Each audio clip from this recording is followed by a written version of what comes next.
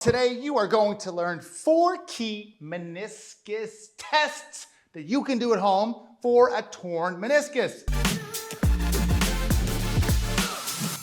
If you go in and see your doctor, they may not even take you through these tests. They might just order you an MRI, and it's going to show the thing that you might know you have just by doing this, and I'm even going to show you what to do about it. Hallelujah! So, what the meniscus is, it's a cartilage. Look at this thing right here. See? It's a cartilage pad. It's like a disc, and it goes between this bone right here, your tibia, and your femur. And this cartilage pad allows for freedom of movement, and it allows for some shock absorption between the knee. It can get torn. There can be little tears. There can be bucket handle tears. It can tear on the lateral and tear on the medial on the medial side of this. So the cause, first thing, the cause of a meniscus tear, the primary cause, very simple. If you combine poor body mechanics, combine that with speed, repetition, resistance over the course of time, you are setting yourself up for a slow but sure tearing of the meniscus. The most common mechanical imbalances that can cause this tear are, number one, being very heavily quad dominant. That's using your knees, a lot of knee bending, not so much hip hinging. Using so much knees, being an anterior tilt, building up the quads, relying on these quads. Secondly, even more contributory,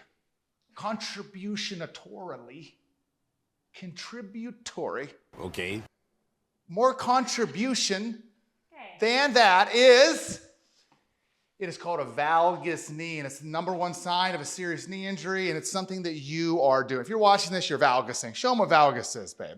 Valgus is when your knee buckles, it collapses inward. It basically, when you lunge, when you step, when you run, when you do box jumps, when you pick up groceries, your knee and thigh rotates inwards. It becomes like crisscross where they start looking at each other like this, your kneecaps. And what that does is that causes a torque on the knee. Let's just show from the back view.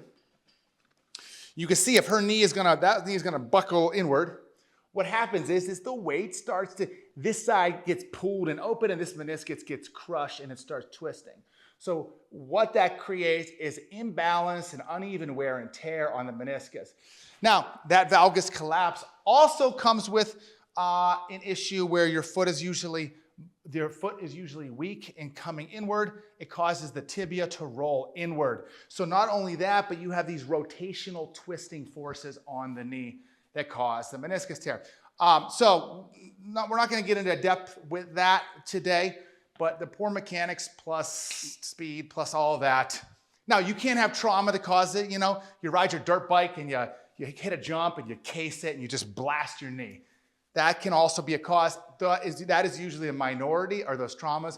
Most traumas that you think are traumas are really an injury it's been waiting to happen from those shitty mechanics.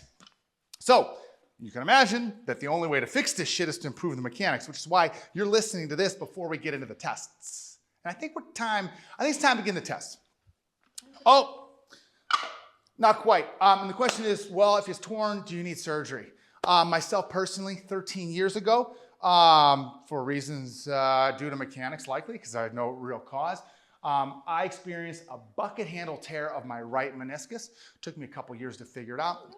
Yeah, big bucket handle, my right knee. Probably still there to this day. I've had no surgery. I've had no medical intervention whatsoever. I fixed my shit. I'm currently pain-free in my knee. But if I get lazy and not doing my right alignment exercises, it starts to hurt again. It's also important to note, let me get the name of the study. It was called, I always mess up the name of this one. It's called the Framingham Osteoarthritis Study. It was 2008. It studied 991 adults that had no pain in the knee. It found that over 60% of those adults have meniscus tears in at least one knee. Meaning that it's not about the knee. The meniscus tear doesn't mean pain necessarily. And those people have tears, they're not going to get surgery because they don't have pain. The issue you're dealing with is pain in the knee.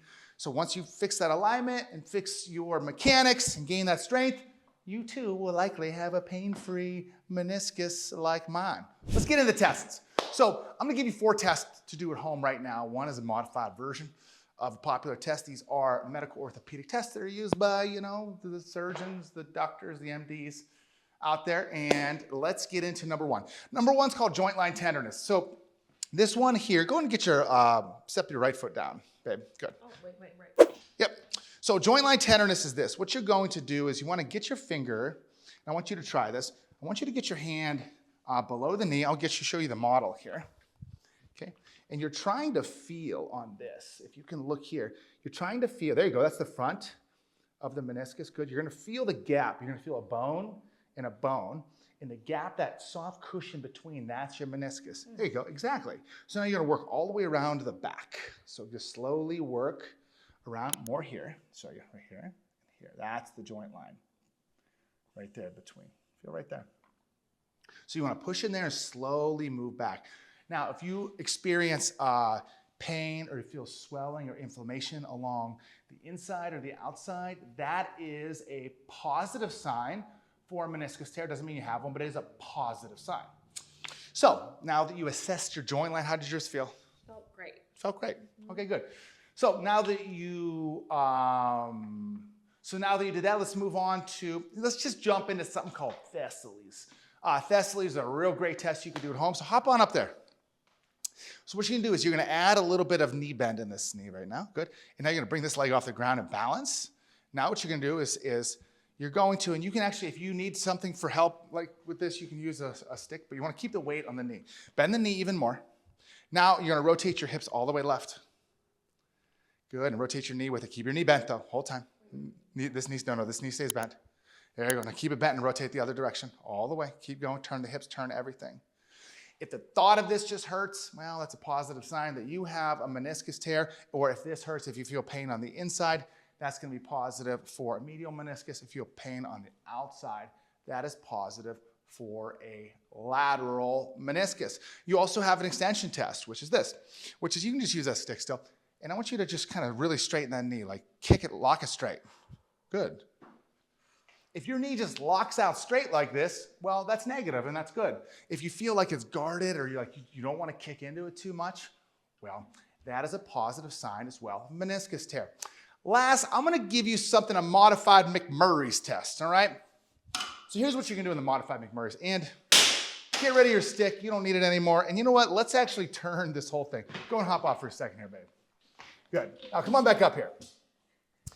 All right. So now face this direction. Right leg forward. So here's modified McMurray's. Number 1, I want you to turn your foot and rotate the foot all the way out. Good. And now what you're going to do is put most of the weight in the front. I want you to let your knee buckle inward. Right knee.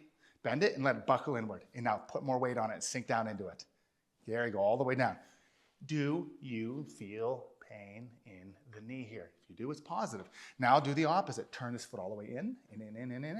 Same thing, buckle that knee, bend the knee, buckle it the other direction. There you go, all the way. Good, good, good. And if you feel pain around that joint line or behind the knee or even in front of the knee, that's positive. Now, the more tests, if all 4 of those hurt you, well, the chance is pretty high that you have meniscus tear of some sort. If maybe 1 out of 4 of those hurt you, well, the chance isn't that, it's still there, but it's not as high as if all 4 hurt. So those are the orthopedic tests. How did all those feel for you? Oh, good. I mean, I don't think I have any tears. You don't have any tears. Okay, great. So now it really gets into what matters. Whether this test, whether they were all positive, whether you can't walk, or even whether none of those irritated your knee, but you still have knee pain.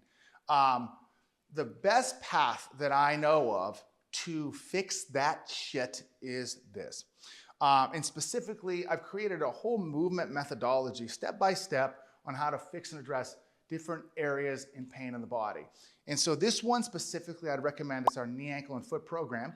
And the path moves like this. Number 1 is to first strengthen and align your ankle. Many times your ankle, it tends to invert in. Inversion is very, very common and the most common out of all the misalignments. Notice just that ankle inversion causes the knee to rotate inward right off the bat. Puts you in that warning sign of the valgus knee, that number one sign of a knee injury. So number one is to spend time strengthening your ankle, especially the ability for your ankle to push outwards. Now, then after you strengthen that, then it's time for you to strengthen the arch of your foot. You have muscles underneath there, and I know you might say you have a flat foot, but those muscles under your feet, whether they're flat right now or whether they're high arches, your muscles are designed to grip the ground and to actually hold up the foot, which keeps your ankle able to stay outwards, which prevents all of that from collapsing inward. So that takes about 2 weeks to get through the basics of that. And then moving up into the hip, which is hip thigh rotation. Because notice that number one sign of that ankle, of that valgus collapse is the thigh rotating in. So you need to learn how to strengthen your thigh to rotate out. After that, it's to combine them. Combine the ankle, the foot, and the thigh rotation to start properly tracking your knee. Proper knee tracking. This eventually turns into a lunge, into an RDL, even the way you run. So this helps you. That path right there is our knee, ankle, and foot program number one.